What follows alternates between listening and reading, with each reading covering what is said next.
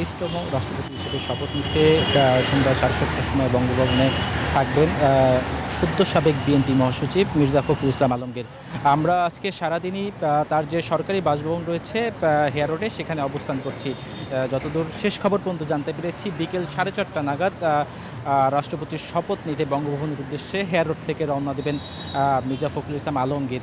এর আগে আজকে সারাদিনই কিন্তু মির্জা ফখরুল ইসলাম আলমগীর বেশ ব্যস্ত সময় পার করেছেন। সকাল থেকেই আমরা এই তার হেয়ার রোড 35 বাসভবনের সামনে অবস্থান করছি। দেখেছি যে তার নিজ জেলা ঠাকুরগাঁয়ের যে নেতাকর্মীরা রয়েছেন, পাশাপাশি ঢাকা শহরের কেন্দ্রীয় অনেক নেতাকর্মী কিন্তু আজকে এই তার সরকারি বাসভবনে এসেছেন, তাকে অভ্যর্থনা জানিয়েছেন। এ সময় আমরা তার যে ব্যক্তিগত কর্মকর্তা রয়েছে তার মাধ্যমে জানতে পেরেছি যে আসলে সেখানে তিনি সবাইকে দিক নির্দেশমূলক বক্তব্য দিয়েছেন যে আগামীতে তাদেরকে সবাইকে ঐক্য ধরে রাখতে বলেছেন, সবাইকে একসাথে থাকতে বলেছেন। যেহেতু তিনি আর রাজনীতিতে অংশ নিতে পারবেন না সেই বিষয়টিও কিন্তু তাদেরকে জানিয়ে দেওয়া হয়েছে এবং সবাইকে যাতে সুষ্ঠুভাবে সরকারের সাথে কাজ করতে পারে সেই বিষয়টি। বসুন্ধরা টিস্যু, অশুদ্ধতার বিরুদ্ধে এক বিন্দুও ছাড় নয়, নিশ্চিত করার জন্য কিন্তু নেতাকর্মীদের বক্তব্য দেওয়া হয়েছে। আমরা এখনও অপেক্ষা করছি এখানে 4:30 নাগাদ এখান থেকে তিনি বের হয়ে যাবেন।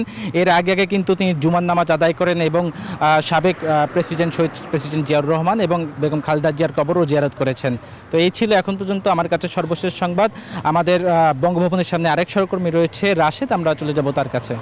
ধন্যবাদ শাগুন। ইতিমধ্যে বঙ্গভবন এলাকায় কিন্তু নিরাপত্তা আরও বেশি জোরদার করে রয়েছে। কিছুক্ষণ আগে আমরা 70 থেকেরও বেশি পুলিশ সদস্য দেখেছি, তারা এখানে এসে তাদের দায়িত্ব বুঝে নিয়েছে এবং যেহেতু এখানে 1200-রও বেশি অতিথি আজকে আসার কথা রয়েছে মির্জা ফখরুল ইসলাম আলমগীরের রাষ্ট্রপতি হিসেবে শপথ গ্রহণের এই অনুষ্ঠানে, আর সেক্ষেত্রে অতিথিদের যাতায়াতের যাতে কোনো অসুবিধা না হয় সে ঠিক বঙ্গভবনের সামনে যে সড়ক রয়েছে সেই সড়কে কিন্তু আসলে গাড়ি ঢোকার জন্য বের হওয়ার জন্য আলাদা আসলে লেন তৈরি করা হয়েছে এবং পুলিশ সদস্যরা কিন্তু ছড়িয়ে ছিটে তাদের মতো করে যার যেখানে দায়িত্ব সেভাবে কিন্তু আসলে দাঁড়িয়ে গিয়েছেন এবং ঠিক যে সড়কের সামনে বঙ্গভবন থেকে প্রবেশ করার যে মূল সড়ক সেখানেও কিন্তু আসলে আইনশৃঙ্খলা বাহিনীর সদস্যরা ভিতরে বাইরে কিন্তু সব জায়গায় অবস্থান করছেন এবং একই সাথে কিন্তু কিছুদিন আগেও যতটুকু আসলে জাঁকজমক ছিল তার থেকে বেশি এখন কিন্তু পুনরায় বাইরে যে দেয়ালগুলো রয়েছে, যে সড়ক রয়েছে সেগুলো থেকে শুরু করে ভিতরের বঙ্গভবনের দরবার সব কিছুকে আসলে নতুন করে আসলে সাজিয়ে তোলা হয়েছে এই শপথকে ঘিরে। এবং আমরা যতটুকু জানি যে স্কেডিউল বা সময়সূচি রয়েছে সবার এখানে আসার, দরবার হলে সন্ধ্যা 6:30 মধ্যে সকল অতিথিদের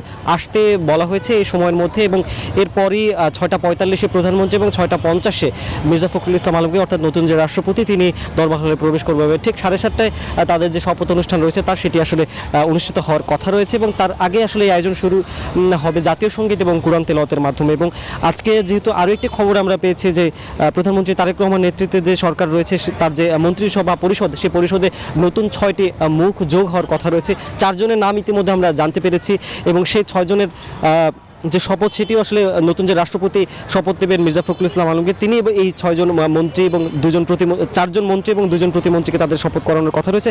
4 জন মন্ত্রীর নাম আমরা এখন পর্যন্ত যতটুকু জানতে পেরেছি বিজেপি অর্থাৎ ব্যারিস্টার আন্দালিব রহমান পার্থ বিজেপির চেয়ারপারসন তিনি এবং গাইবান্ধা সংসদ সদস্য গাইবান্ধা 4-এর মোহাম্মদ কায়সার লিঙ্কন এবং বান্দরবনের যিনি সংসদ সদস্য রয়েছেন সাচিপ্রু জেরি এবং এছাড়াও আরও একজন সংসদ সদস্য যিনি বিএনপির স্থায়ী কমিটির সদস্য ডক্টর আব্দুল খান মঈন, তারা আসলে মন্ত্রী সভা পরিষদে আসলে নতুন করে যুক্ত হবেন, তাদেরকে আসলে রাষ্ট্রপতি শপথ করাবেন।